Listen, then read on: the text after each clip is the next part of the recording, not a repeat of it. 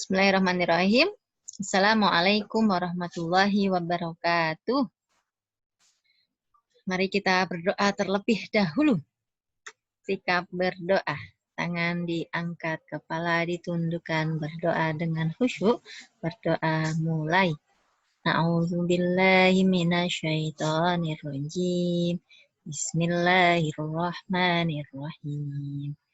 Raditu billahi rabba wabil islami dina wabi muhammadin nabiyya wa rasulah rabbi zidni ilma warzuqni fahma amin ya rabbal alamin. Alhamdulillah, puji syukur kita panjatkan kehadirat Allah Subhanahu wa taala atas semua nikmat yang Allah berikan kepada kita semua.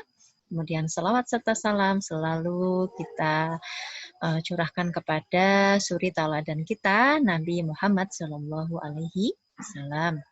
Nah, teman-teman, hari ini kita lanjutkan materi yang kemarin. Hari ini kita akan belajar tema 3, subtema 1, pembelajaran ketiga. Nah, kita akan belajar tentang mengenal bagian-bagian tumbuhan.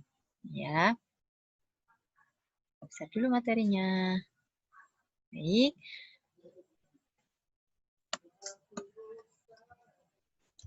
Nah, teman-teman, bagian-bagian tumbuhan ada 5, mulai dari akar, ini ya, bagian paling bawah, akar, kemudian batang, terus ada buahnya, ada daun, dan bunga. Nah, ini bagian-bagian tumbuhan. Yang pertama, akar. Akar fungsinya untuk menyerap air dan unsur hara dari dalam tanah. Ada beberapa tumbuhan yang menggunakan akar untuk menyimpan cadangan makanan. Contohnya singkong, wortel, lobak, dan umbi-umbian yang lain. Terus jenis-jenis akar ada 2, yaitu akar serabut dan akar tunggang. Nah, bedanya apa antara akar serabut dan akar tunggang? Teman-teman bisa perhatikan gambarnya. Untuk akar tunggang ini ya, dan ini akar serabut.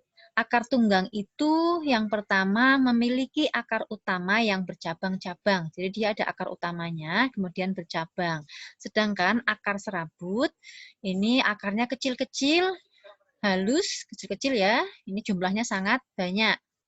Kemudian akar tunggang, ciri-ciri yang kedua yaitu dimiliki oleh tumbuhan berkeping 2 atau tumbuhan dikotil, sedangkan akar serabut dimiliki tumbuhan berkeping 1 atau tumbuhan monokotil.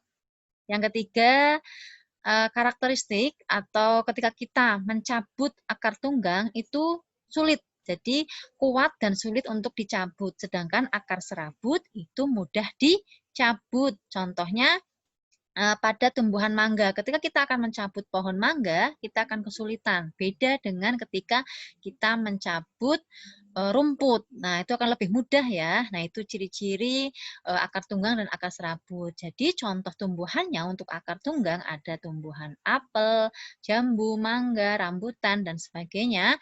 Yang akar serabut terdapat pada padi, pisang, rumput, jagung, bawang, singkong, dan sebagainya. Kemudian bagian tumbuhan yang kedua yaitu batang. Batang fungsinya yang pertama sebagai tempat tumbuhnya bunga, daun, dan buah.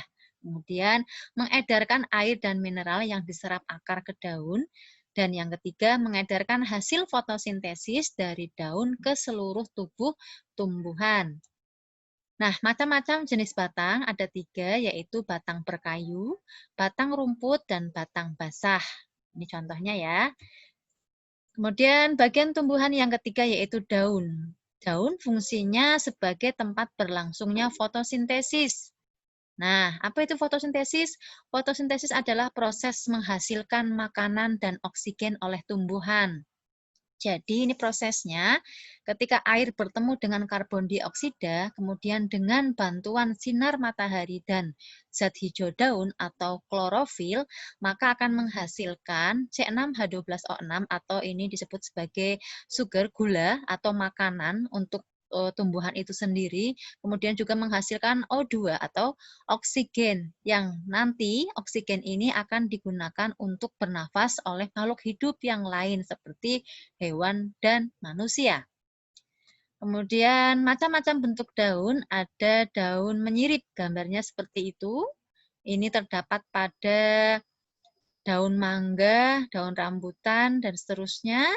Kemudian yang kedua ada daun bentuknya melengkung. Nah, ini gambarnya seperti ini, terdapat pada daun sirih, kemudian menjari, ini terdapat pada daun singkong, kemudian sejajar, ini terdapat pada daun padi, jagung, dan rumput-rumputan yang lain. Nah, ini helai daun ya, ini tulang daun, ini bagian-bagian daun. Kemudian ini ada pelepahnya, dan ini ada tangkai daun. Kemudian bagian tumbuhan yang keempat yaitu bunga.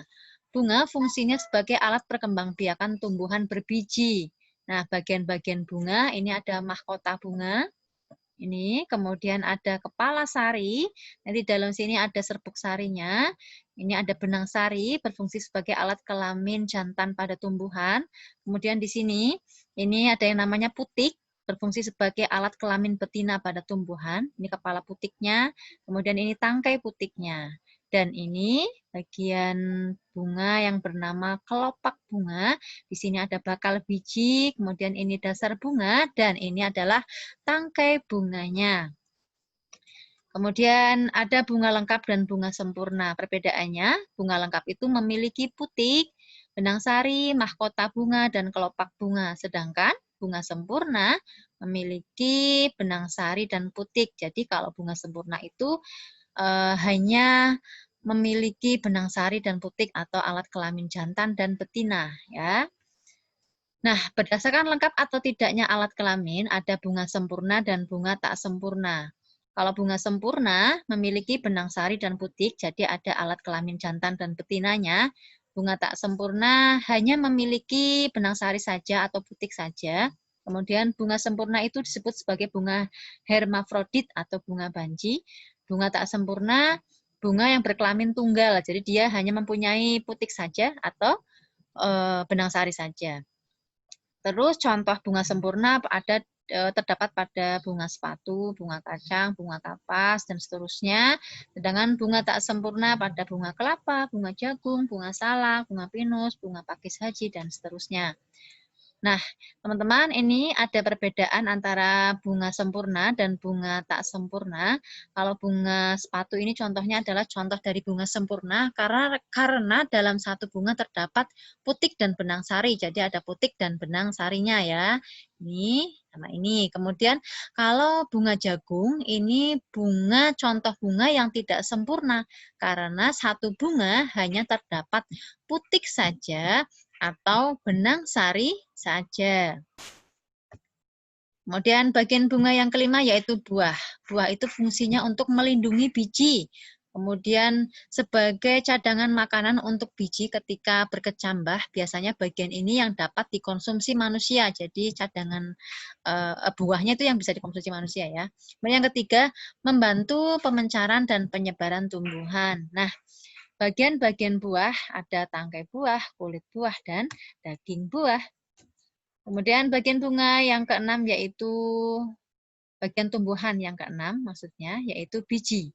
Biji fungsinya sebagai calon tumbuhan baru. Nah, macam-macam biji, ada biji dikotil dan monokotil. Nah, ini contohnya pada dikotil. Ini ciri-cirinya dia bisa dibelah menjadi dua bagian dengan bentuk yang sama.